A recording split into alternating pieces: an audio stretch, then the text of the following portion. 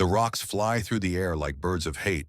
Sakura covers her head with her arms, hears the stones clanging against the metal gangway beside her feet. The crowd screams. Hundreds of faces twisted with rage. American faces. Enemy faces. She is going to die here. On this dock. Torn apart by the mob. This is how it ends. Then something impossible happens. The American soldiers move forward, not toward the prisoners, toward the crowd. They form a wall of bodies, khaki uniforms and raised hands, creating a corridor between the 47 Japanese women and the mob that wants them dead. Corporal James McAllister steps directly in front of Sakura. His red hair catches the afternoon sun. When a bottle flies toward her, he moves left and takes the impact on his shoulder. Does not even flinch. Just adjusts his stance and keeps his eyes on the crowd. The enemy has become her shield. This is the story of 47 women who expected death and received protection instead, who were taught that Americans were monsters and discovered they were human, who learned the hardest lesson of war, that sometimes the people you are supposed to hate are more merciful than the ones who taught you to hate them. But to understand how we got to this moment, we need to go back. Back to the morning the ships arrived. 2 weeks earlier, the USS transport ship cut through the Pacific swells like a knife through silk. In the cargo hold below deck, 47 women huddled together in the darkness. They wore what remained of their Japanese military auxiliary uniforms, the Joshi Gun Volunteers, once neat gray-green skirts and jackets, now torn, stained with oil and sweat, faded by weeks at sea and months of war. The ship's engines rumbled constantly beneath them, a sound that never stopped, a sound that got into your bones and made sleep impossible. Some women wept quietly in the darkness. Others stared at nothing, their minds still replaying the explosions that had torn through their duty stations, still seeing the flash of bombs, still hearing the screams. Sakura was 22 years old. She had been a radio operator on Saipan, coordinating communications between command posts until the Americans came, until everything fell apart, until she found herself hiding in a collapsed building with 46 other women waiting to be found, certain they would be killed. She kept a small notebook hidden in her uniform pocket, had been writing in it since her capture, though she did not know why. Perhaps to remember, perhaps to make sense of what was happening, perhaps because if she died, someone might find it and know what had happened to her. On the night before they reached California, she wrote by the dim light filtering through the cargo hold grating. Her hands shook as she formed the characters. Tomorrow we arrive in the enemy's land. I have heard stories of what Americans do to prisoners. My hands shake as I write this. Mother, if you ever read these words, please know I tried to serve with honor.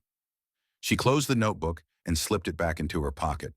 Around her, other women whispered to each other in the darkness, sharing fears, sharing prayers, sharing the terrible certainty that they would not survive what came next.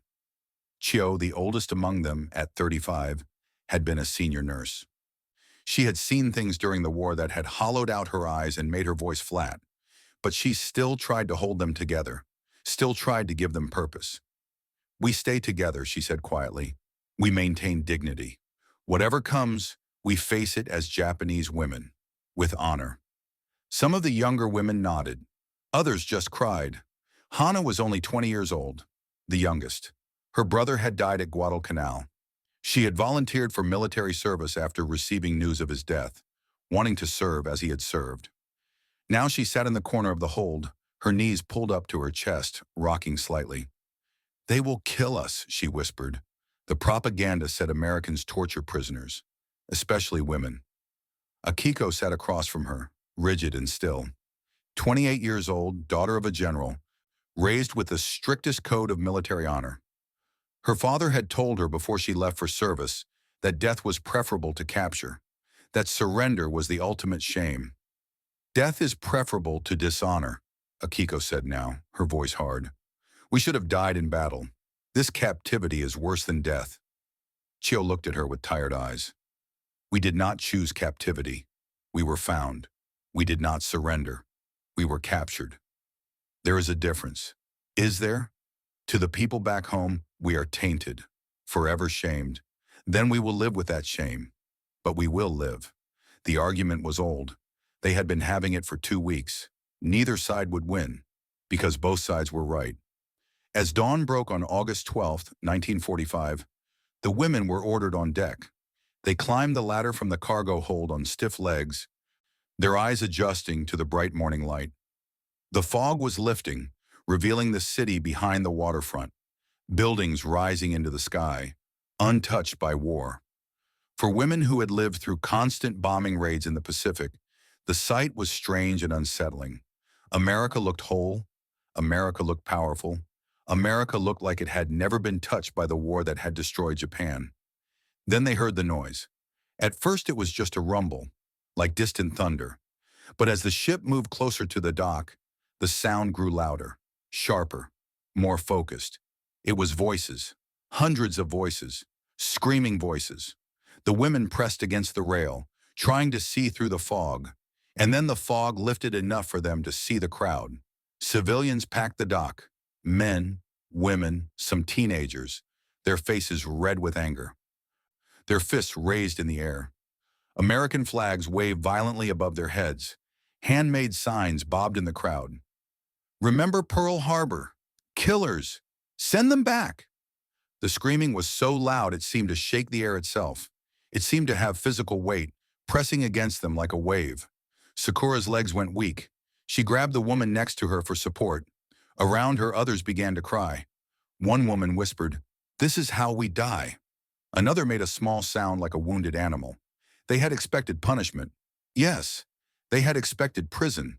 But this was a mob that wanted blood. The ship's engines cut to idle. Ropes were thrown to the dock workers below. The gangway clanged into place with a sound like a guillotine dropping. An American officer appeared and shouted in broken Japanese, "Form line. Walk. No run. No talk." The women formed two ragged lines, their bodies pressed close together, seeking comfort in nearness. Their hearts pounded. Their breathing came quick and shallow. Some of them were praying. Some of them were just trying not to collapse. As the first woman stepped onto the gangway, a rock flew through the air and hit the metal beside her with a sharp clang. The crowd roared louder, surged forward against the wooden barriers. Police officers in uniform struggled to hold back the massive bodies. A woman in the front row, maybe 50 years old, screamed at the Japanese prisoners. "My son died at Iwo Jima. You monsters, you murderers." Others joined her, their voices blending into a wall of hatred so thick it felt like a physical thing pushing against the prisoners. The Japanese women froze. Training had taught them to march in formation, to follow orders, to maintain dignity. But training had not prepared them for this, for hundreds of civilians who wanted to tear them apart with bare hands. Several women stumbled, nearly fell. Others raised their arms over their heads, protecting themselves from the thrown objects. More rocks, wadded paper, someone's shoe. Move. Keep moving. American military guards ran forward, forming a corridor along both sides of the line of prisoners. There were maybe 20 guards, all young men in U.S. Army uniforms, their faces serious and tense. They did not look at the prisoners. They looked at the crowd. Sakura walked in the middle of the line, her eyes fixed on the back of the woman in front of her. She could feel the hatred like heat radiating from the crowd. Spit flew through the air. A man broke through the barrier and ran toward them, his fist raised. Two guards tackled him before he could reach the prisoners. The man screamed as they dragged him back, his voice raw with rage. They killed Americans. They deserved to die. For a moment, Sakura thought the guards might let the crowd through. She had been told that Americans were brutal, that they showed no mercy to Japanese prisoners, especially women. In the Japanese military, female prisoners of the enemy were considered forever dishonored. Capture was worse than death. Now facing the screaming mob, she believed it. But the guards did not step aside. Instead, they moved closer to the prisoners, tightening the protective corridor, making their bodies into walls. That was when James McAllister positioned himself directly beside Sakura. He was tall, maybe 6 feet, with red hair and freckles that made him look younger than his 24 years. When the bottle flew toward Sakura, he stepped left without hesitation and took the impact on his shoulder. The glass did not break, but the sound of impact was loud. He did not flinch, did not even look down at where the bottle had hit. just adjusted his stance slightly and kept his eyes on the crowd. His hand rested on the rifle slung over his shoulder. He did not draw the weapon, but the message was clear. He would if he had to. Sakura stared at the back of his head, at the red hair, at the way he stood between her and the violence, and she could not understand it. Why would he protect her? She was the enemy. She had worked for the Japanese military, had helped coordinate communications that led to battles where Americans died, where his friends might have died. This man should hate her. This man should want her dead. Yet here he was, using his body as a shield. The contradiction made her head spin. The walk from the ship to the waiting trucks was only about 200 yards, but it felt like miles. Every step brought new screams, new insults, new objects thrown through the air. A young Japanese woman near the front of the line, a girl barely 20 who had been a secretary at a command post, suddenly broke down sobbing. Her legs gave out, and she collapsed to her knees on the dock. The crowd cheered at her fall, mocking her tears, celebrating her weakness. But before the guards could react, Chio bent down and lifted the crying girl to her feet. Her grip was firm, her voice was steady. We walk with dignity. We do not give them the satisfaction of seeing us broken. The girl wiped her eyes and nodded. Together they continued forward.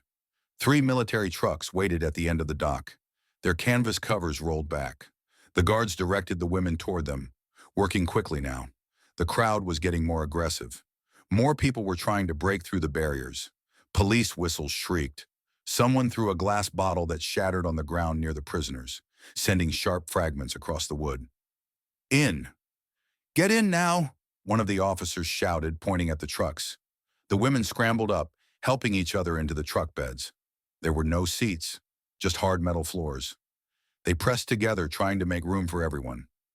Sakura found herself squeezed between 2 other women, all of them breathing hard, all of them trembling. As the last women climbed aboard, the guards jumped up after them. They stood at the back of each truck, facing outward toward the crowd, creating a human barrier between the prisoners and the mob. McAllister was right there, his back to Sakura, his hand resting on his rifle. He did not draw the weapon, but the message was clear. He would if he had to. The truck engines roared to life. The vehicles lurched forward. The crowd followed, running alongside, still screaming, still throwing things. A man with a face twisted by pure hatred got close enough to spit at the truck. The guards did not move. They just stood there, solid, unmoving, like human walls. As the trucks pulled away from the waterfront and turned onto the city streets, the crowd gradually fell behind, though their screams echoed between the buildings for a long time after. Finally, after several minutes, the noise faded. The women in the truck sat in stunned silence, their eyes wide, their bodies still shaking with adrenaline and fear. One woman started to cry, then another. Soon, soft sobs filled the truck, a sound of relief and shock mixed together. They were alive. They had made it through the mob, but at what cost? And what came next? The trucks drove for over an hour, leaving the city behind and moving into countryside that seemed impossibly green after the gray wasteland of war-torn Japan. Fields stretched on both sides of the road. Trees lined the highways. Houses stood intact, painted white and yellow with gardens in front. Children played in yards. Normal life. Untouched life. The women stared at everything, trying to understand what they were seeing. This was the enemy nation, this place of abundance and peace. Where were the ruins? Where were the hungry children and burned buildings? Everything they had been told about America, that it was suffering, that it was weak, that it was on the verge of collapse, all of it was lies. The evidence was right in front of them, undeniable and overwhelming. Sakura watched a woman hanging laundry in her backyard as the truck passed. Just a normal woman doing a normal task in a normal world. It seemed impossible. It seemed like a dream. In Japan, women were digging through rubble for scraps of food. Here they hung clean clothes to dry in the sun. McAllister finally turned around. He looked at the prisoners, his eyes moving from face to face. Then he did something unexpected. He sat down at the edge of the truck bed, lowering himself to their level instead of standing above them. Water, he said, pulling a canteen from his belt. He held it out toward them. The women stared at it. No one moved. Was it a trick? Was the water poisoned? Was this some kind of test? McAllister waited. When no one took the canteen, he lifted it to his own lips and drank, showing them it was safe. Then he held it out again. Water, drink. Hot day. Finally, Chio reached out and took the canteen. She sniffed it carefully, then took a small sip. Her eyes widened. It was cool, clean water, not the warm, metallic-tasting liquid they had been given on the ship. Real water. Cold water. She drank more, then passed it to the woman next to her.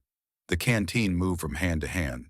When it was empty, McAllister refilled it from a larger container at the front of the truck and passed it back. This happened 3 times until all the women had drunk their fill. "Thank you," Sakura said quietly in English. She had learned some English in school before the war. Basic words, simple phrases. She had not expected to use it with an American guard. McAllister looked at her, surprised. "You speak English?" "Little bit. Small." She held her thumb and finger close together to show how little. McAllister nodded. He was quiet for a moment. Then he said something that would stay with Sakura forever. "That crowd at the dock. That's not everyone. You understand? Not everyone is like that."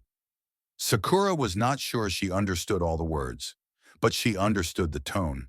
He was trying to tell her something important. She nodded slowly. "Those people," McAllister continued, gesturing back toward the city, "they lost sons, brothers, husbands in the war. They're angry. They're hurt. But they won't hurt you. We won't let them." Sakura looked at him, really looked at him, at his young face, at the way he held himself, at the earnestness in his eyes. "Why?" she asked. It was the question burning in her mind. "We are enemy." McAllister looked at her for a long moment. Then he said something that changed everything. "The war is over. You're prisoners now." "Yes, but you're also people, and we don't let mobs hurt people. That's not who we are." He said it so simply, like it was obvious, like it was the only way things could be. But to Sakura, it was revolutionary. In the Japanese military, prisoners were considered less than human. Capturing enemy soldiers, and especially enemy women, was seen as the ultimate dishonor. Prisoners had no rights, no protections, no dignity. Yet here was this American guard, this enemy soldier, telling her that even as his enemy, she was still a person deserving of safety. The contradiction was almost impossible to process. But this was only the beginning. What awaited them at the camp would shatter everything they thought they knew.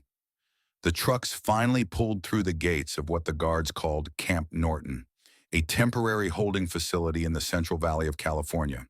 The camp was surrounded by chain-link fences topped with barbed wire, but compared to the hellish conditions the women expected, it looked almost normal. Wooden barracks stood in neat rows. Paths between them were swept clean. Small gardens with flowers grew near the administrative buildings. Guard towers rose at each corner, but the guards in them looked relaxed, even bored. As the women climbed down from the trucks, their legs stiff from the long ride, they bunched together instinctively, finding safety in numbers. American soldiers watched them from various points around the camp, but none approached aggressively.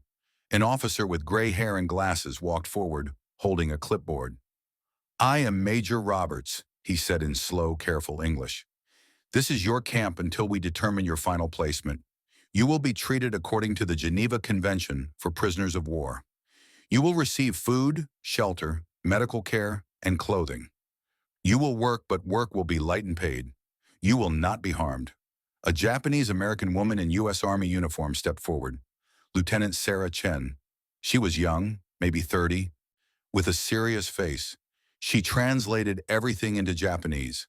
The prisoners listened in silence, their faces showing nothing. They had learned not to show emotion, not to reveal weakness. First, Major Roberts continued, "You will go to processing. You will receive medical examination, clean clothing, and hot showers.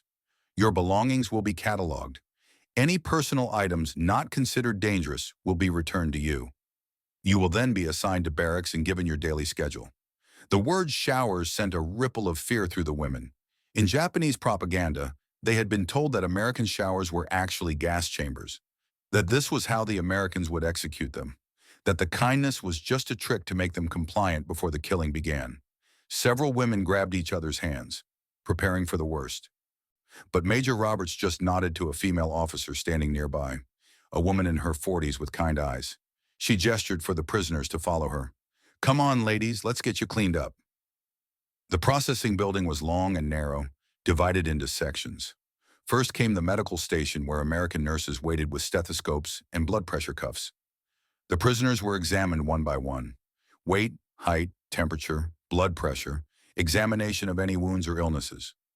When Sakura's name was called, she stepped up to the examination table. The nurse waiting there had a name tag that read, Margaret. She smiled at Sakura. "Hello, honey. Let's see how you're doing." The examination was thorough but gentle. Margaret checked Sakura's breathing, looked in her ears and throat, examined her hands and feet for injuries or infection. When she discovered a long scar on Sakura's arm from a piece of shrapnel, she made a sympathetic sound. "That must have hurt. Does it still bother you?" Sakura understood enough English to shake her head. The scar was old, from a bombing raid on Saipan months ago. It had healed but left its mark.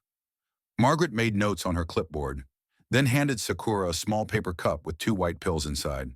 Vitamins. "You're malnourished. These will help." Sakura stared at the pills. Again the fear. Poison. This was where it would happen. Margaret seemed to understand. She took another cup, dumped 2 identical pills into her own hand, and swallowed them with water from a nearby pitcher.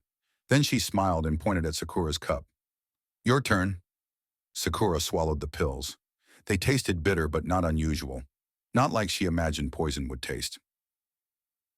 Margaret patted her shoulder. "Good girl. Next station." At each stop in the processing line, the women were treated with matter-of-fact professionalism. No one yelled, no one threatened, no one hurt them. It was so different from what they expected that it was almost more frightening than cruelty would have been. Cruelty they understood. Cruelty fit the narrative they had been taught. But kindness? Kindness was a mystery. Kindness was dangerous because it did not make sense. The shower room was the final station. Steam rose from behind a row of curtained stalls. The prisoners stood in a tight group near the entrance, frozen with fear.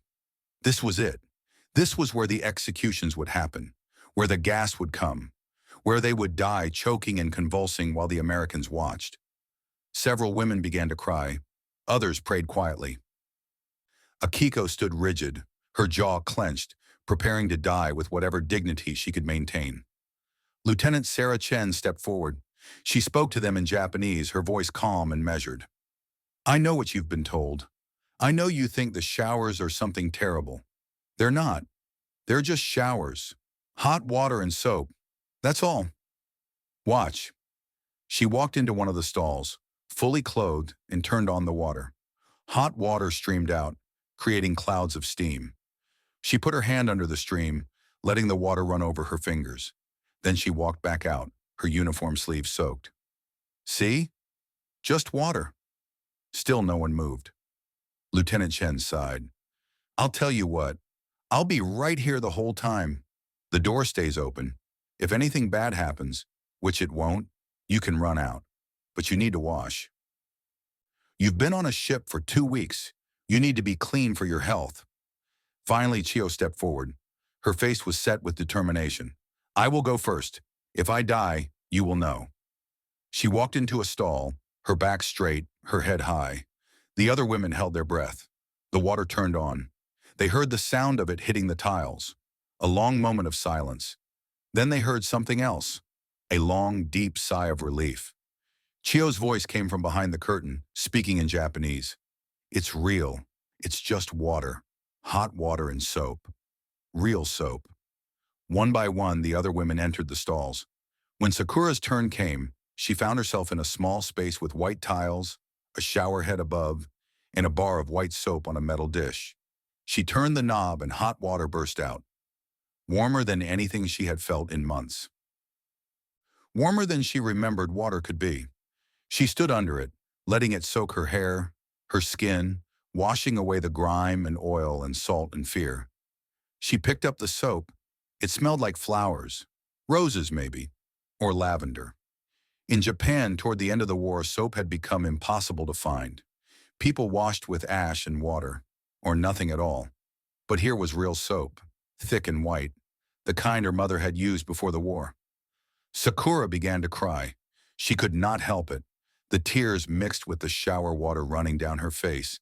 It was not grief exactly. It was not relief. It was something more complicated. A release of tension she had been holding for months, maybe years. The hot water and soap were not just cleaning her body. They were stripping away the layers of propaganda and fear, exposing something raw underneath. Something she had forgotten existed, her humanity.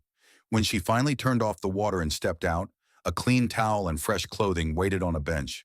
A simple gray dress, underwear, socks, canvas shoes, no uniform, just plain civilian clothes. She dried herself and dressed, her movements slow, almost mechanical. The woman who emerged from that shower room was not the same woman who had entered. Something had changed. Not everything. Not yet. But something. The war had told her that Americans were monsters. The mob at the dock had seemed to confirm it. But the guards who protected her, the nurse who examined her gently, the hot water and soap given freely, these things did not match the story she had been taught. And that mismatch was creating a crack in the wall of belief she had built her entire life upon. After showers and clean clothes, the women were led to the mess hall, a long building with rows of tables and benches. The smell hit them the moment they entered. Coffee, bread, meat, something sweet baking. Several women stopped in the doorway, overwhelmed by the scent of real food.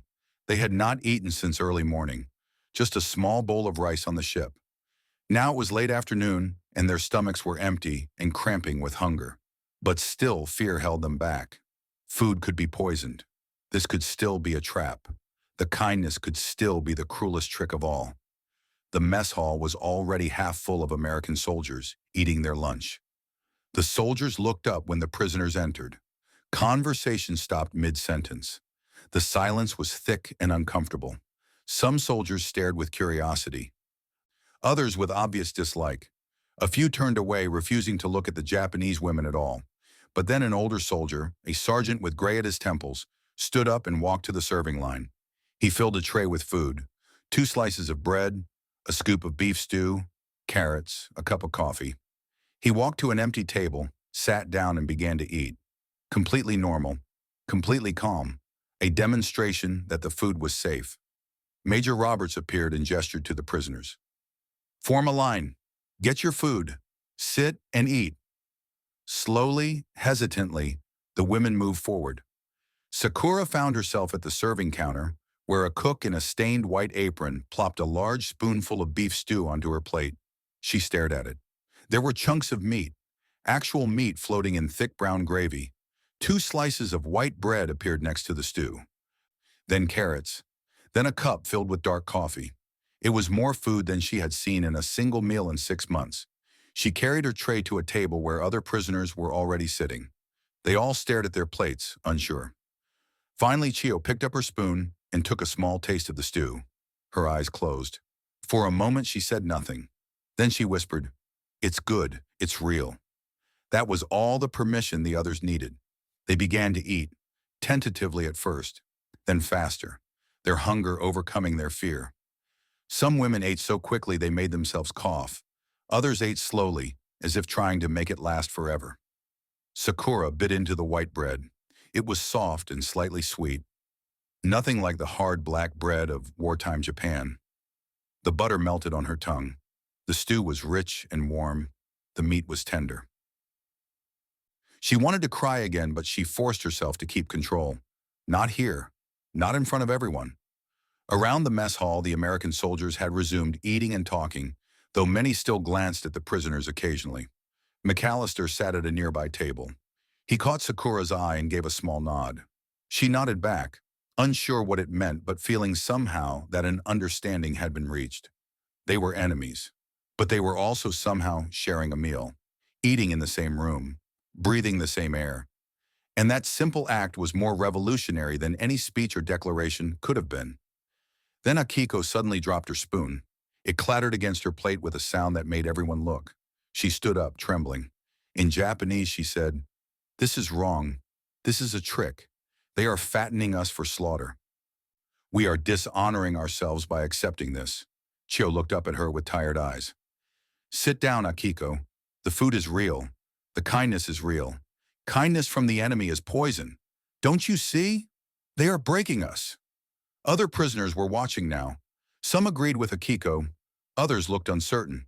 The American guards tensed, hands moving toward weapons but not drawing them.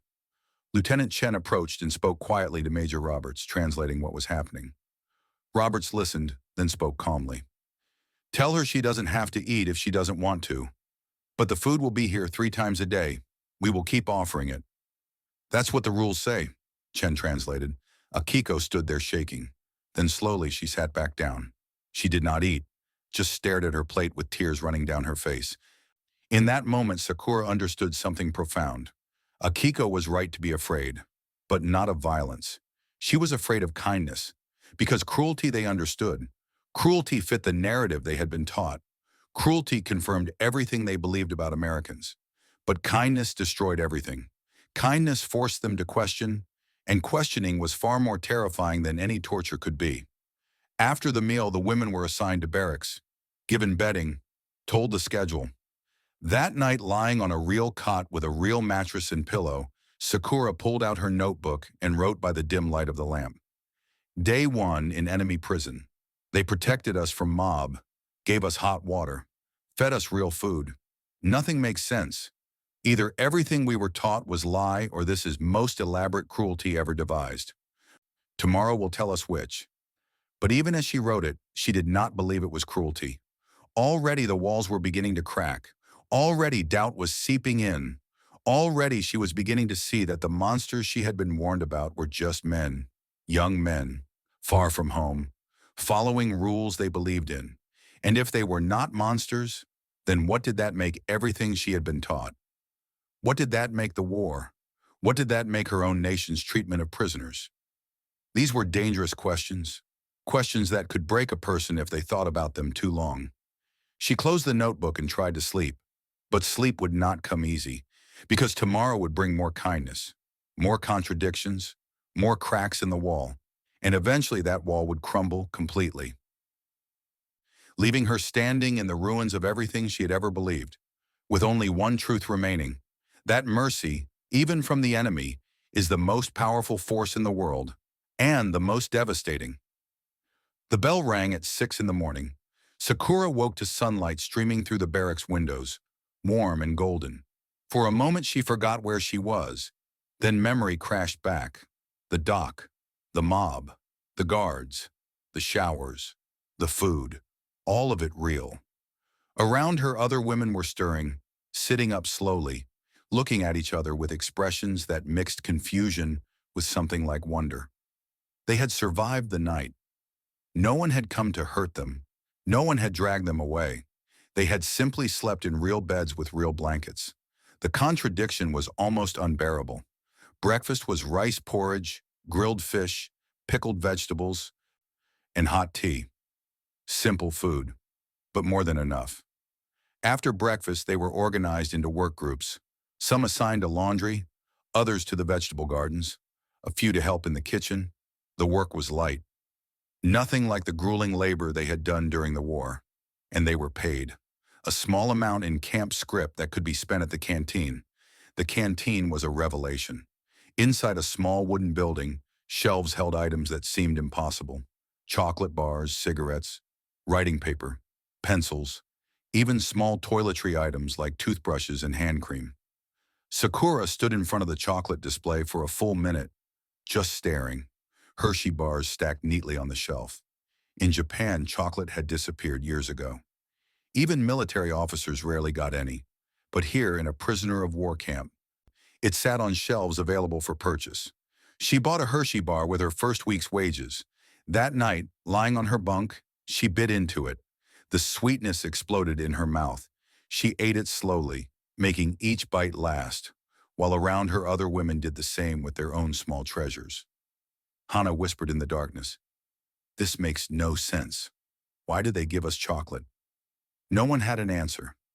During work details, the women worked alongside American soldiers who treated them with distant professionalism. The guards did not chat, did not try to be friends, but they also did not abuse. If a prisoner needed something, a tool, water, help lifting something heavy, the guards provided it without comment. One afternoon, Sakura was working in the garden, pulling weeds under the hot California sun. McAllister walked past, stopped, and watched her for a moment. "You're doing that wrong. Like this." He knelt down and showed her how to pull the weeds from the roots so they would not grow back. Then he stood up and walked away without waiting for thanks. Such moments happened repeatedly, small interactions that chipped away at the wall of hatred the women had been taught to feel. It was hard to hate someone who showed you how to weed a garden, hard to fear someone who handed you water when you were thirsty. The kindness was systematic, relentless, and every day it carved deeper into their certainty about who the enemy was. That evening, McAllister appeared at the barracks door. Through Lieutenant Chen, he asked, "Corporal McAllister would like to speak with Sakura. Is that acceptable?" Sakura nodded, curious and nervous. Why would a guard want to speak with her specifically? McAllister held a worn book. The cover showed a boy on a raft. The title read, "The Adventures of Tom Sawyer" by Mark Twain. "I heard you speak English. Wondered if you'd like to practice." By reading this, Sakura stared at him. "You want to teach me English?" "Yeah. I mean, if you want." "It was my brother's book. He loved it. Thought maybe—" He trailed off, uncomfortable. "Your brother?" McAllister looked away. His jaw worked for a moment. Then he said quietly, "Tommy, my younger brother. He was 19. Navy. His ship went down at Lady Gulf. Last October. 10 months ago. He drowned. They never found his body." The words landed like stones. Sakura felt her stomach drop. "I am sorry, very sorry. My work on Saipan, I help with communications. Maybe my messages—" She could not finish the sentence. McAllister shook his head. "You didn't kill Tommy. War killed Tommy. There's a big difference." He held out the book. "First lesson tomorrow, if you want." He left before she could respond. That night, Sakura turned the book over in her hands. The cover was worn soft. The pages had notes in the margins in a young man's handwriting. Tommy's handwriting. She opened to the first page and saw an inscription. "To James, my big brother. May you always find adventure and friendship in unexpected places. Love, Tommy." She closed the book carefully and held it against her chest. This American guard, whose brother had died fighting Japan, was offering to teach her his language using his dead brother's book. It made no sense. None of it made sense. But the next evening, she was waiting when McAllister arrived. Lieutenant Chen came too, to help with translation when needed. They sat at a table in the barracks and opened the book to chapter 1. The reading lessons became routine. Every evening, 30 minutes, McAllister teaching Sakura English using Tommy's book. But it was more than language instruction. It was a bridge between enemies. It was humanization through literature. It was grief shared and transformed into connection. Other women noticed, Akiko especially. She watched with disapproval, her face hard. But Hana asked if she could join. Soon 5 women were learning English from McAllister, stumbling through Mark Twain's prose, laughing when they mispronounced words, laughing with an American guard. It felt like betrayal. It felt like healing. It felt like both things at once. In week 4, a dozen women were selected for an outside work detail.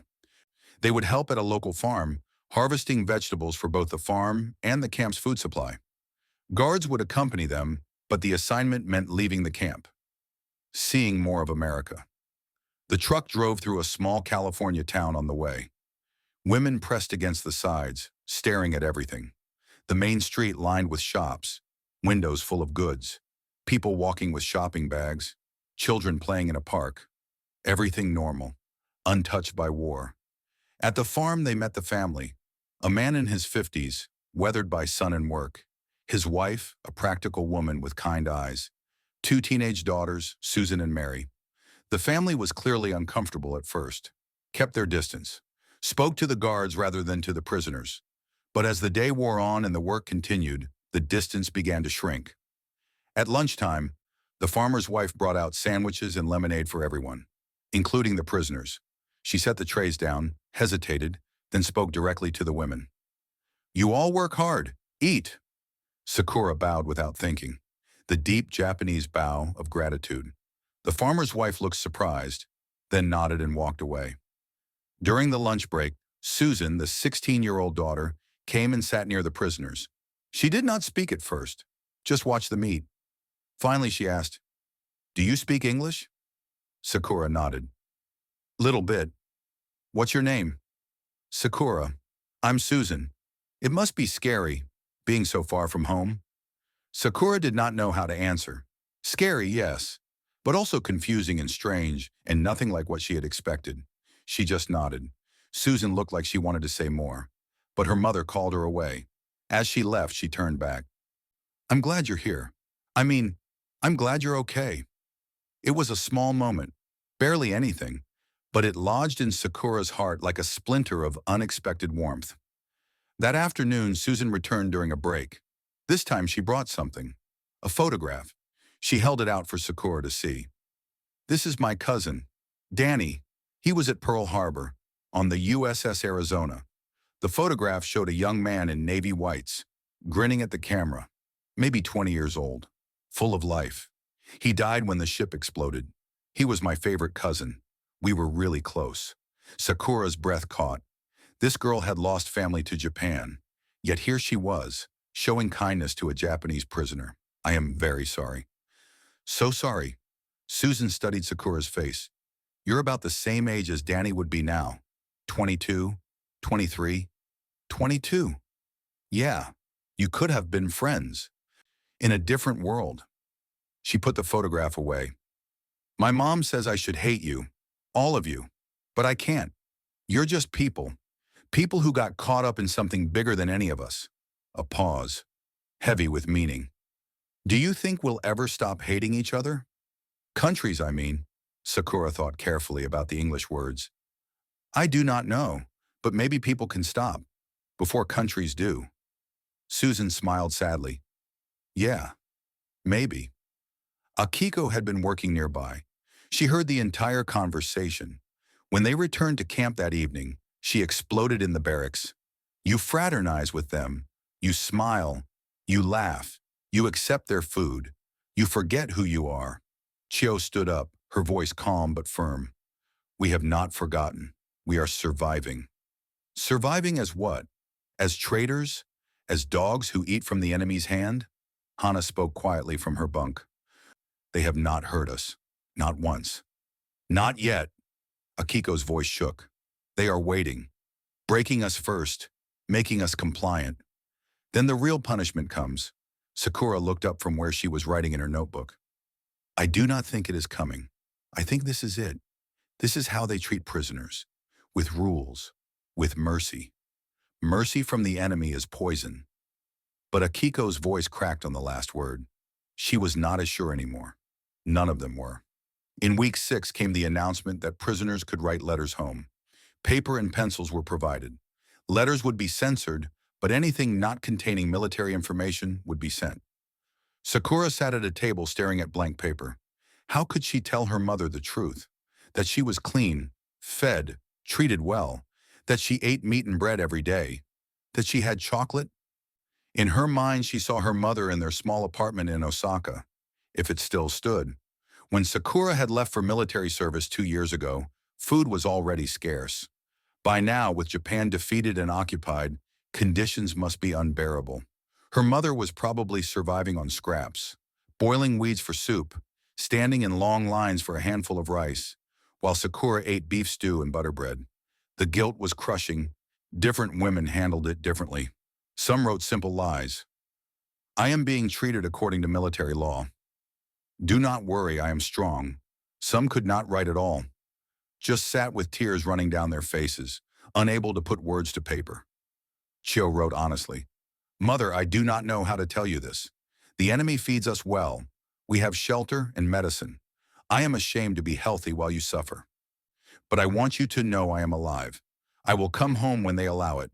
Please survive until then." Sakura finally wrote, Dear Mother, I am prisoner of war in America. I am treated according to international law. I have food and shelter. I think of you every day. I pray you are safe. I will return when I can. Please forgive me for surviving when so many did not. Your daughter, Sakura. When the letters were collected, many women had written nothing. The guilt was too heavy for words. That night, Sakura lay in her bunk, unable to sleep. The barracks were clean and warm. Her stomach was full. Her body was stronger than it had been in months. She was a prisoner, yes, but she was alive and healthy, and her mother was probably starving. She whispered to Hana in the next bunk. How do we live with this? Hana whispered back. I don't know. Every bite of food feels like betrayal, but we didn't ask for this. We didn't choose to be captured. Does that matter? Our families suffer while we are comfortable. A long silence. Then Hana said something dangerous, something that bordered on treason even now. The Americans are supposed to be our enemies, but they treat us better than our own government did at the end. It was true.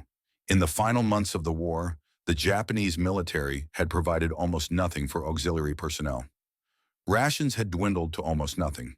Medical care was non-existent. Women were expected to serve until death with no care for their well-being. Here in an enemy prison camp, they received 3 meals a day, medical attention, clean clothes, payment for their work. The contradiction was unbearable, and it was about to get worse. In week 8, Akiko reached her breaking point. She had been watching, seeing women laugh with guards, learning English, buying chocolate, becoming comfortable. To her, this was the ultimate betrayal. She approached 4 other women who shared her views. Women who still believed that accepting kindness from the enemy was shameful. Women who thought death was preferable to this slow corruption. Late one night, she whispered to them in the darkness, "We cannot stay here. We must escape. Return to Japan on our own. Die trying if necessary. Better death with honor than life as American pets." 2 women agreed immediately. 2 hesitated but joined. They began planning. Wait until the guard change at 3 in the morning when security was weakest. Cut through the fence at the northwest corner where repairs had been made and the wire was weaker. Slip into town. Try to find the port. Stow away on a ship to Asia. It was insane. It would fail. But Akiko did not care. She needed to do something. Needed to prove she was not broken. Sakura overheard them whispering. Confronted Akiko. You will be caught. You will be shot. Is that what you want? Akiko's eyes were wild. Better shot than corrupted. Look at you. You learn their language. You smile at their guard. You are becoming one of them. I am trying to understand them. There is a difference. No difference. Understanding is the first step to betrayal. Sakura wrestled with what to do. Should she report the plan to the guards? Save Akiko from herself? Or stay silent, let Akiko make her own choice, even if it killed her? She decided she would not report. Akiko had to choose her own path, but Sakura would try one more time to stop her. At 3 in the morning, 4 women slipped out of the barracks. Akiko led them to the northwest fence. They began cutting the wire with a piece of metal smuggled from a work detail. Sakura followed. She brought Chio and Hana, not to escape, to stop them. At the fence, a whispered confrontation. Akiko, please. This is madness. You will die for nothing. Then I die Japanese. Not American puppet. You are not American puppet. You are survivor. There is honor in that. No! Honor is in resistance. Honor is in... Lights flooded the area. Guards had discovered them. McAllister led the team, rifle raised but not aimed. Step away from the fence. Hands up. The women froze. Terror returned in a wave. This was it. They would be shot. The kindness had been a lie after all. McAllister saw Sakura among them. His face showed disappointment, not anger. Disappointment. You too, Sakura? I thought. No, not escaping. Trying to stop them. Akiko spat. I do not need stopping. I need death before dishonor. Major Roberts arrived, saw the situation. Akiko with the cut fence. Clear escape attempt. Under military law, she could be shot. They all could. A long silence. Everyone waiting for judgment. Finally, Roberts spoke through Lieutenant Chen. I understand why you tried this. You believe honor requires resistance, but you are wrong. There is more honor in surviving, in learning, in choosing to live when everything tells you to die. To the guards, take them to isolation, not as punishment, as protection, until they cool down. Then bring them back. To Akiko, I will not shoot you for trying to escape. That would make me the monster you think I am. Instead, I will keep offering you mercy. Until you understand what it means. Akiko fell to her knees, sobbing. I do not understand. I do not understand any of this. Why do you not hurt us? Why? Roberts knelt beside her. Because you are human beings, and we have rules about how to treat human beings, even enemies, especially enemies. That is what separates civilization from barbarism. Akiko kept sobbing, years of rigid ideology crumbling under the weight of relentless mercy. After 3 days in isolation, Akiko was released. She expected punishment, got counseling instead. Lieutenant Chen spent hours talking with her, explaining the Geneva Convention, why rules mattered, why mercy was not weakness but strength. Akiko did not become friendly, but she stopped resisting, started eating, started working. One day Sakura found her in the canteen. Akiko was holding a chocolate bar, staring at it. I bought this, with money I earned, from them. Are you going to eat it? A long pause. Then Akiko opened the wrapper, took a bite, closed her eyes. My father would say I have dishonored myself. But my father was wrong about many things. In week 11, they were allowed to use the community bathroom that had real mirrors. Many women had not seen mirrors since before the war.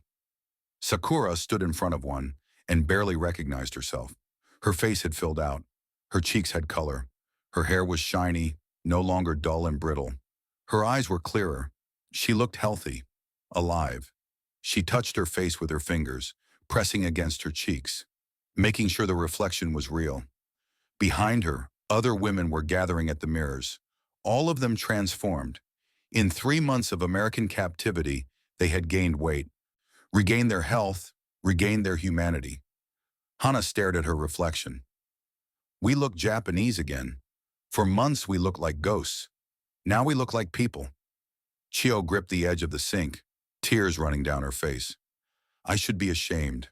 I should be ashamed that I am healthy. But I am not. I am grateful. And that makes me ashamed. The guilt of survival, the contradiction of being well-fed while their nation starved. It hung over all of them like a weight that would never lift. Sakura wrote in her notebook that night.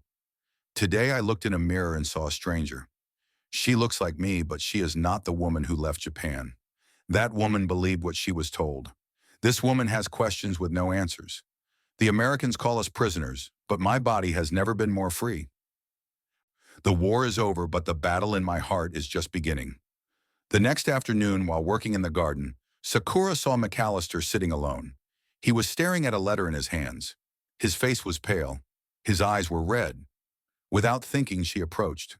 You okay? He looked up, surprised she was there. For a long moment, he said nothing. Then the words came out rough and broken. Got news today. My best friend from home, Robert. He was killed in Okinawa, 3 weeks before the surrender. He looked down at the letter. 3 weeks. If the war had ended 3 weeks earlier. Sakura sat beside him, said nothing, just sat there, sharing the grief. After a long time, McAllister spoke again. His name was Robert. We grew up together, joined up together. I went Army, he went Marines. We promised we'd both come home, open a garage together, work on cars. More silence. I keep thinking, all this death, for what? Sakura still had no answer, just her presence, just her understanding that grief was grief, regardless of which side you were on. Finally, McAllister looked at her. You asked me why we protect you, why we treat you like this. Sakura nodded. Because if we become monsters to fight monsters, what are we really fighting for? He stood and walked away, left the letter lying on the ground. Sakura picked it up carefully. It was from Robert's mother, thanking James for being Robert's friend, asking him to live a good life for both of them. She folded it carefully and tucked it into her pocket. Would give it back to him tomorrow. But tonight she would keep it safe, this piece of American grief that somehow felt like her own. That evening she wrote in her notebook, "Today I learned that the enemy grieves like we grieve, loves like we love, loses like we lose. And I realize there are no enemies, just people caught in a machine bigger than any of us. Tomorrow they say we may be sent home soon. But I do not know if I want to go, because home is where we learn to hate, and here is where I learned to be human again." The announcement came the next morning. The Japanese women prisoners would be repatriated. Ships were being organized to return them to Japan. They would be released to whatever remained of their families and homes. They had 1 week to prepare. Some women cried with joy. Others sat in silence. Hana openly expressed dread. "I don't want to go." The contradiction was complete. They were prisoners who did not want to leave their prison, because their prison had given them something their own country had taken away: their humanity, their dignity, their belief that mercy was possible even between enemies. And now they would return to a homeland that would see them as tainted, as traitors for surviving, as shameful for accepting the enemy's kindness. The hardest journey was not the one they had taken to America. It was the one that would take them home. The final week moved both too fast and too slow. Every moment felt weighted with significance. Every interaction carried the knowledge that it might be the last. The women packed their few belongings slowly, as if delaying could somehow delay the inevitable. A change of clothes, toiletries from the canteen, letters that had never been sent because the truth was too complicated to write. Small treasures that represented 3 months of transformation. Sakura walked the campgrounds in the evenings, looking at everything with new eyes. The barracks where she had slept in a real bed with clean sheets. The mess hall where she had eaten 3 meals every day. The garden where she had learned to pull weeds properly.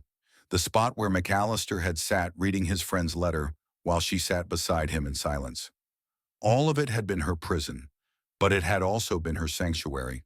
The place where everything she believed had been dismantled and rebuilt into something truer.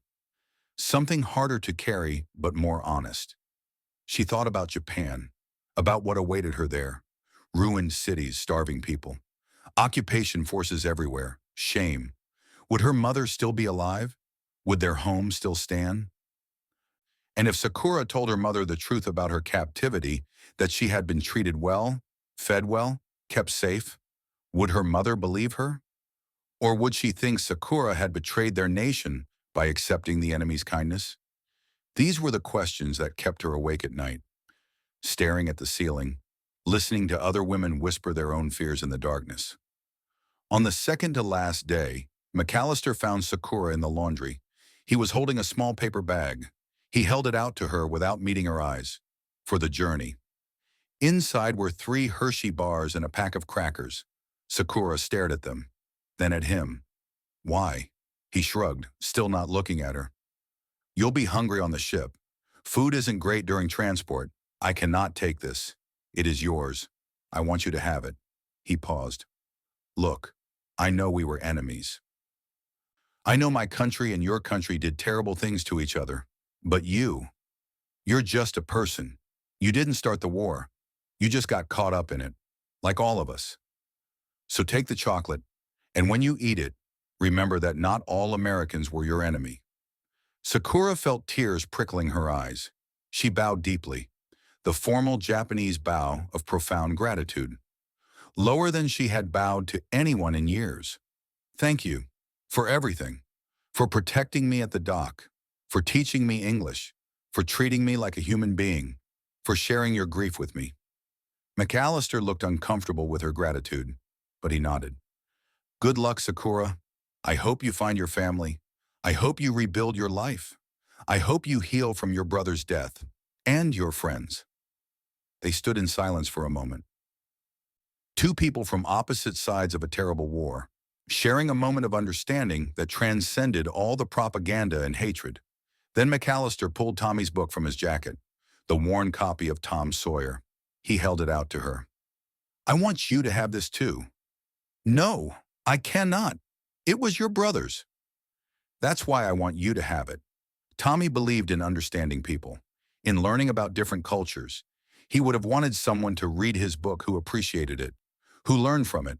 He opened the front cover, showed her Tommy's inscription again, "To James, my big brother. May you always find adventure and friendship in unexpected places. Love, Tommy." Below it, in fresh ink, McAllister had written something new. "To Sakura, who taught me that enemies can become friends if we choose to see each other as human. May you find peace. James McAllister, November 1945." He placed the book in her hands. "It's yours now." Sakura clutched it to her chest, could not speak past the lump in her throat, could only nod. McAllister turned and walked away. She never saw him again. That night, the women gathered in their barracks for the last time, talking quietly, sharing memories of their 3 months in Camp Norton. "Do you think we'll tell anyone the truth?" one woman asked. Chio spoke firmly. "I will. I will tell my children if I have any. They need to know that even in war, some people choose kindness." Hana looked worried. "But what if no one believes us? Then at least we'll know the truth. We'll know that the enemy we were taught to hate showed us more compassion than our own leaders did." Chio looked around at all the women. "That matters. That has to matter." Akiko spoke, which was rare for her now. Her voice was quiet but steady. "I fought this truth for a long time. I believed accepting kindness from the enemy was betrayal. But I was wrong. The betrayal was committed by those who taught us to hate, those who sent us to war with lies. The Americans are not perfect, but they followed their rules. And their rules say, treat prisoners like humans. That is more than our government did for us." Sakura pulled out her notebook, wrote by lamplight while the others talked. "Tomorrow we return to Japan. I am afraid of what I will find, but I am also different than when I left. I came to America expecting death. I found life instead. I came believing Americans were monsters. I found they were human. Flawed, yes, but human. And that simple truth has changed everything. The war is over, but the battle in my heart continues. How do I live in a world where everything I was taught was wrong? How do I honor my nation while acknowledging its lies? I don't have answers, but I have chocolate in my bag, a book in my hands, and kindness in my memory. Perhaps that is enough to start rebuilding." Morning came too quickly. The women gathered outside their barracks in the gray pre-dawn light. Major Roberts stood waiting with Lieutenant Chen and several other officers. Roberts spoke, and Chen translated. "You are strong women. You survived war. You survived captivity. You will survive what comes next. Remember what you learned here. That rules matter. That mercy is possible. That we are all human beings first, everything else second." One by one, the women thanked the officers, bowing, some in tears, others silent. Lieutenant Chen hugged several of them. Her own eyes were wet. She was Chinese-American, had faced discrimination from both sides, but she had been a bridge, a translator in more ways than language. The guards who had worked with them came to say goodbye. The cook who had tried so hard to make proper miso soup. The nurses who had examined them that first day. The young corporal who had brought them blankets. And McAllister, standing apart from the others as always. When Sakura walked past him, their eyes met. He gave a small nod. She returned it. No words needed. Everything had already been said. The trucks took them to the port, the same route they had traveled 3 months before. But everything looked different now. Or perhaps they were the ones who had changed. At the dock, Sakura stood at the exact spot where the mob had screamed for her blood, where guards had formed a protective wall, where McAllister had taken a bottle impact meant for her. She closed her eyes and remembered that moment, the terror, the confusion, the impossible mercy. She opened her eyes and looked at the water. Soon she would sail across it, back to Japan, back to whatever remained of her life. The ship that would take them home was a converted transport, not luxurious but functional. They boarded in an orderly line. No mob this time, just a handful of dock workers who barely looked at them. The war was over. Japanese prisoners were no longer news. As the ship pulled away from San Francisco, Sakura stood at the rail, watching America recede into the distance. Hana stood beside her. "I feel like I'm leaving home," Hana said quietly. "Isn't that wrong, to feel that way about the enemy's country?" Sakura thought about it. Maybe home is not a place. Maybe home is where you are treated like a human being. The voyage took 2 weeks. 2 weeks to prepare for what awaited them. 2 weeks to rehearse what they would say to their families. 2 weeks to strengthen themselves for the judgment that would come. The women talked constantly during those weeks, sharing fears, making plans, promising to stay in touch, though they knew the chaos of post-war Japan might make that impossible. Hana made a decision. I'm not going back to my prefecture. I'm going to Tokyo. Starting over. New name if I have to. I can't face people who knew me before. Others understood. Several made similar plans. The shame of survival was too heavy to carry in their hometowns. Better to disappear. Begin again. Pretend the war had not happened. But Sakura knew she could not do that. She had to find her mother, had to know if she had survived, had to try to rebuild some version of the life they had lost. As Japan appeared on the horizon, the women gathered at the rail. Even from a distance, they could see the devastation. Buildings reduced to rubble. The harbor filled with the hulks of sunken ships. People on the docks looking thin and ragged and desperate. This is our home, Hana whispered. But it looks like hell. No one argued, because it was true. They disembarked at Yokohama. The processing was quick. American occupation forces checked their papers, gave them identification documents, and released them. No ceremony, no welcome home. Just bureaucracy and then freedom. Sakura stood on the dock with her small bag of belongings. The paper bag was chocolate. The book from McAllister clutched under her arm. She watched the other women scatter in different directions, some heading to Tokyo, others to what remained of their home prefectures. A few just standing paralyzed, unsure where to go. Chio found Sakura before she left. The older woman pulled her into an embrace. Survive, she said. Whatever you find, survive. And tell the truth. When you're ready, tell people what really happened. So this never happens again. I will try. That is all any of us can do. Chio walked away, heading toward Tokyo to search for her own family. Sakura watched her go, then turned and began her own journey.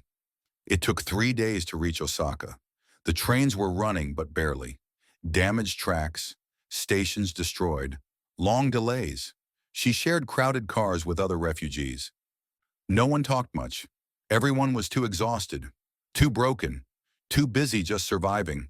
The countryside was devastated. Towns reduced to foundations. Forests burned black. The evidence of total war written across every mile. When she finally reached Osaka, she almost did not recognize it. The city she remembered was gone. Block after block of nothing, rubble, ash. The occasional wall standing alone like a tombstone, marking where life had once been. She made her way to where her neighborhood had been, getting lost twice because there were no landmarks anymore. Everything looked the same because everything was destroyed.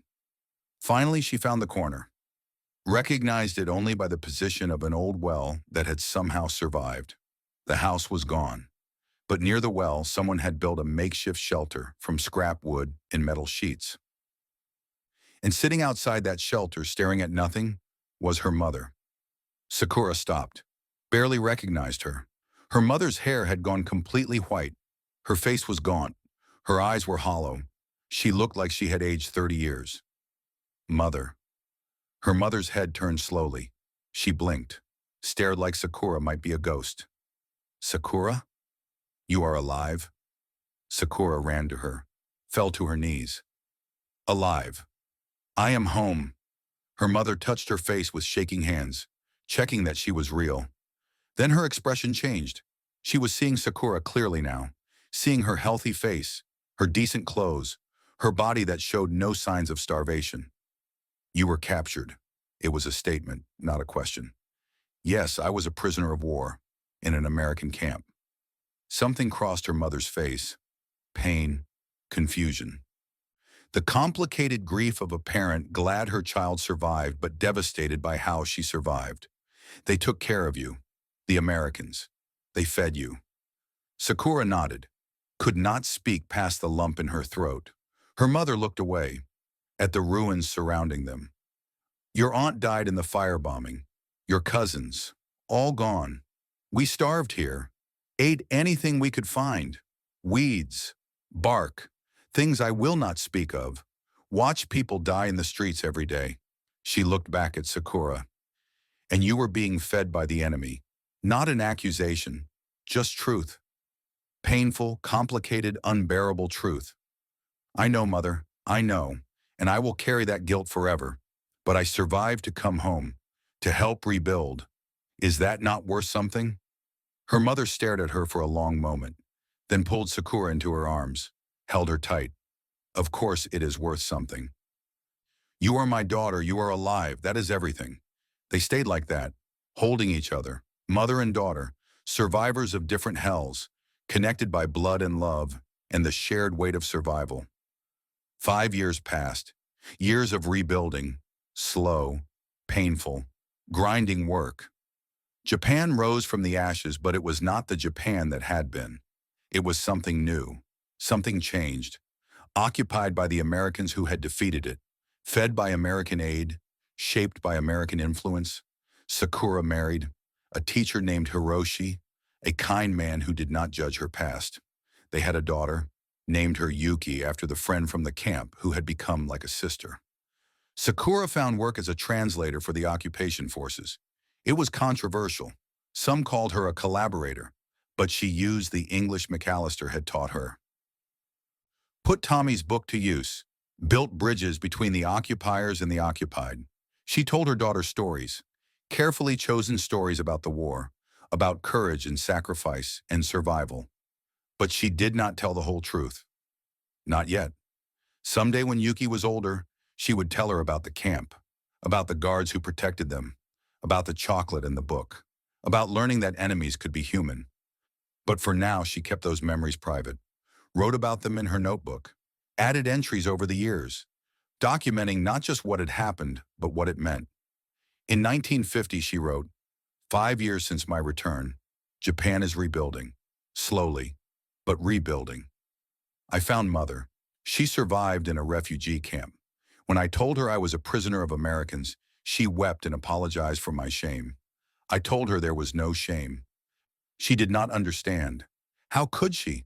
She had not seen what I saw, had not experienced what I experienced. I married, had a daughter. Tell her stories of the war sometimes, carefully chosen stories. Someday when she is older, I will tell her the truth, that I was captured by the enemy and they treated me with dignity, that a guard gave me chocolate and his brother's book, that kindness, even from an enemy, is the most powerful force in the world. The war took much from us, but it also taught me this. Hatred is easy, forgiveness is hard, and humanity persists even in the darkest times. The Americans showed me that, and I will never forget. 20 years after the war in 1965, Sakura received a letter. It came from America, from an organization of World War II veterans planning a memorial ceremony in San Francisco. They were inviting former Japanese prisoners of war to attend, a reconciliation event, all expenses covered. Sakura stared at the letter for days. Her daughter, now 13, asked what it was. An invitation to return to America, to San Francisco. Will you go? Sakura looked at her daughter. At this young girl who had grown up in peace, who knew war only from stories, who needed to understand that the world she inherited had been built on choices, hard choices, choices to be human even when hate would have been easier. Yes, and you will come with me. They flew to San Francisco, Sakura's first time on an airplane. The city looked different from above, bigger, more developed.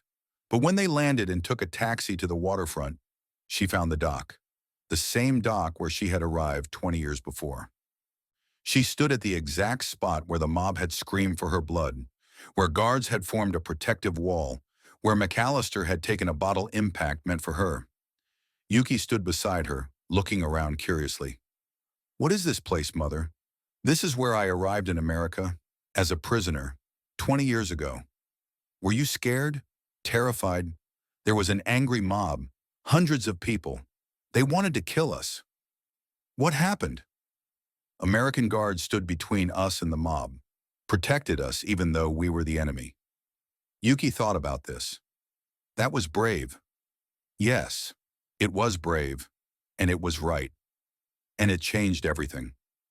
The memorial ceremony was held in a park overlooking the bay, former American guards and former Japanese prisoners attending.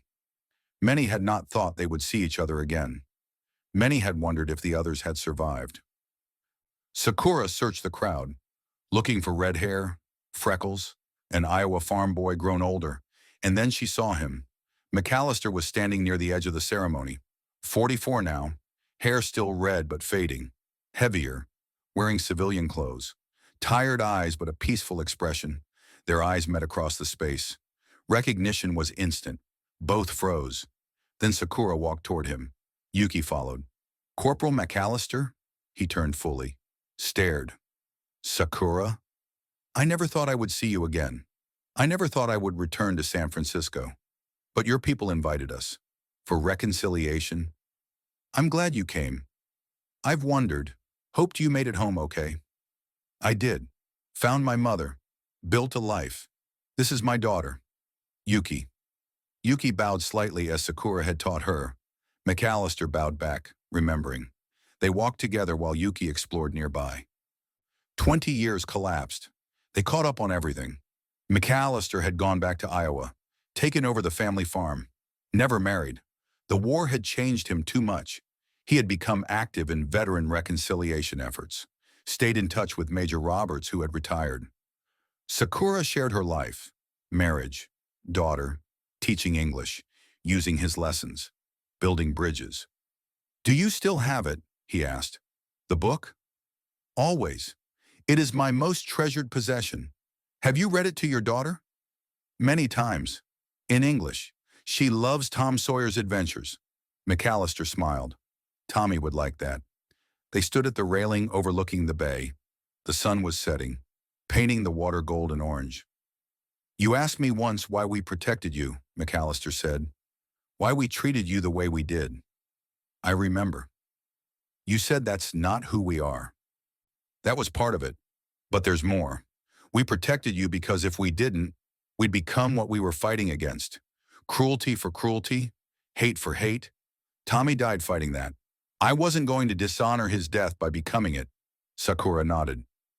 Your brother would be proud of who you became. I hope so. And your mother? Is she proud of you? She is now. It took time, but she understands. I survived to tell the truth. That is my duty now. Yuki returned. Mother, the ceremony is starting. They walked back together. Sakura, McAllister, and Yuki. Former enemies, now friends. Now witnesses to what was possible when people chose humanity over hate. At the ceremony, speakers talked about reconciliation, about learning from the past, about building bridges. When Sakura was invited to speak, she stood at the microphone, holding Tommy's book. And she told her story. 20 years ago, I stood on that dock as a prisoner. A mob wanted me dead. American guards stood between us, protected us even though we were the enemy. In the camp, they gave us food, shelter, dignity, treated us according to rules even when it would have been easier not to. One guard gave me his brother's book, taught me English, showed me that enemies can choose mercy. That book changed my life. I read it to my daughter in English. She learns the language but also the lesson, that humanity persists even in war, that we can choose who we want to be. I came to America expecting death, found life instead. I came believing Americans were monsters, found they were human, and that simple truth has the power to change the world. Thank you for protecting us. Thank you for showing mercy. Thank you for teaching me that we are all human beings first, enemies second, and thank you for the chocolate. I still remember the taste. Laughter, applause, tears. McAllister found her afterward.